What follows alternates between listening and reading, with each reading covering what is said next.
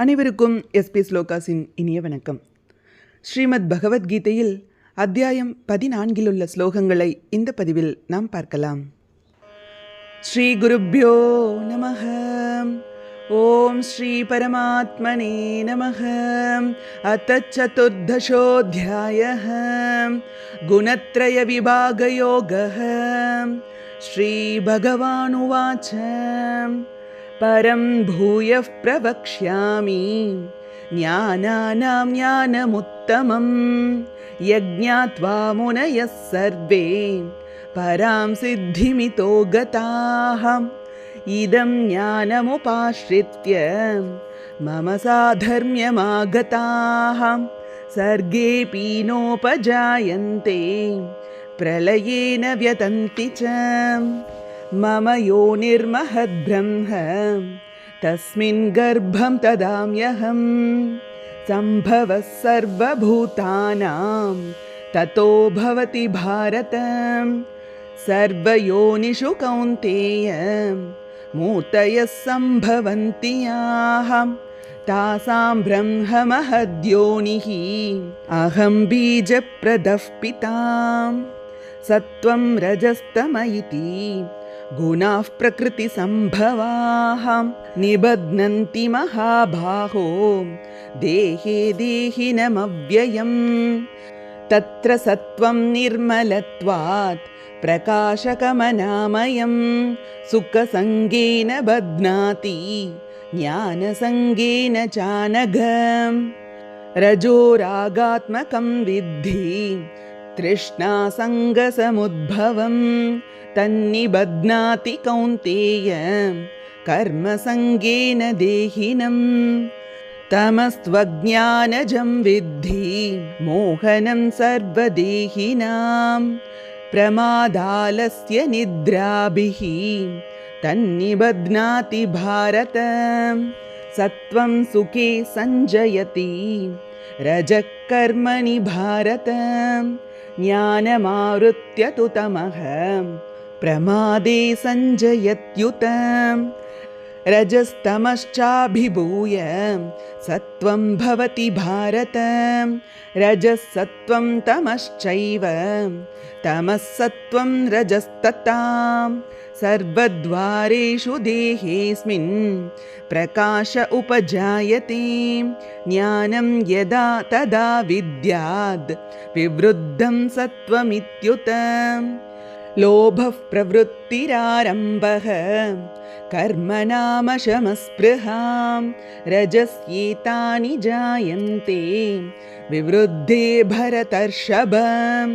अप्रकाशो प्रवृत्तिश्च प्रमादो मोह एव च तमस्येतानि जायन्ते विवृद्धे कुरु नन्दन. यदा सत्त्वे प्रवृद्धे तु प्रलयं याति देहभृत् तदोत्तमविदां लोकान् अमलान् प्रतिपद्यते. रजसि प्रलयं गत्वा कर्मसङ्गिषु जायते तथा प्रलीनस्तमसि मूढयोनिषु जायते. कर्मणः सुकृतस्याहुः सात्विकं निर्मलं फलं रजसस्तु फलं दुःखम् अज्ञानं तमसः फलं. सत्त्वात् संजायते ज्ञानं रजसो लोभ एव च प्रमादमोहौ तमसः भवतो ज्ञानमेव च. ऊर्ध्वं गच्छन्ति सत्त्वस्थाः मध्ये तिष्ठन्ति राजसाः जगन्यगुणवृत्तिस्थाः अधो गच्छन्ति तामसाः. नान्यं गुणेभ्यः कर्तारं यदा द्रष्टानुपश्यति गुणेभ्यश्च परं वेति मद्भावं सोऽधिगच्छति. गुणानेतानतीत्यत्रीन् देही देहसमुद्भवान् जन्म मृत्युजरा दुःखैः विमुक्तो मृतमश्नुते. अर्जुन उवाच कैर्लिङ्गैस्त्रीन् गुणानीतान् अतीतो भवति प्रभो किमाचारः कथं चैतान् त्रीन् गुणान् अतिवर्तते। श्रीभगवानुवाच प्रकाशं च प्रवृत्तिं च मोहमेव च पाण्डव न द्वेष्टि सम्प्रवृत्तानि न निवृत्तानि काङ्क्षति। उदासीनवदासीनः गुणैर्यो न विचाल्यते गुणा वर्तन्त इत्येव योऽवतिष्ठति नेङ्गते। समदुःखसुखस्वस्थः समलोष्टास्मकाञ्चनः तुल्यप्रिया प्रियो धीरः तुल्यनिन्दात्मसंस्तुतिः मानापमानयोस्तुल्यः तुल्यो मित्रारिपक्षयोः सर्वारम्भपरित्यागी गुणातीतः स उच्यते। मां च यो व्यभिचारेण भक्तियोगेन सेवते सगुणान् समतीत्यैतान् ब्रह्मभूयाय कल्पते। ब्रह्मणो हि प्रतिष्ठाहम् अमृतस्याव्ययस्य च शाश्वतस्य च धर्मस्य सुखस्यैकान्तिकस्य च।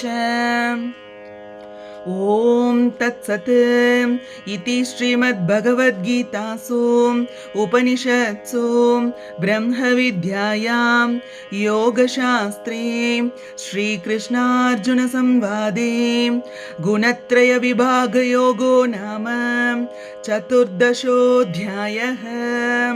सर्वं श्रीकृष्णार्पणमस्तु। हरिः ओं श्रीगुरुभ्यो नमः. ஹரிஹி ஓம். இந்துக்களின் புனித நூலான ஸ்ரீமத் பகவத்கீதை சாக்ஷாத் ஸ்ரீ பகவானுடைய திருவாய்மொழி.